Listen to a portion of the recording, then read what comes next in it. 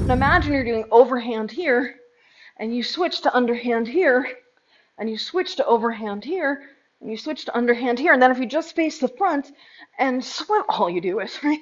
And swivel, all you do is, you get your anti-clockwise.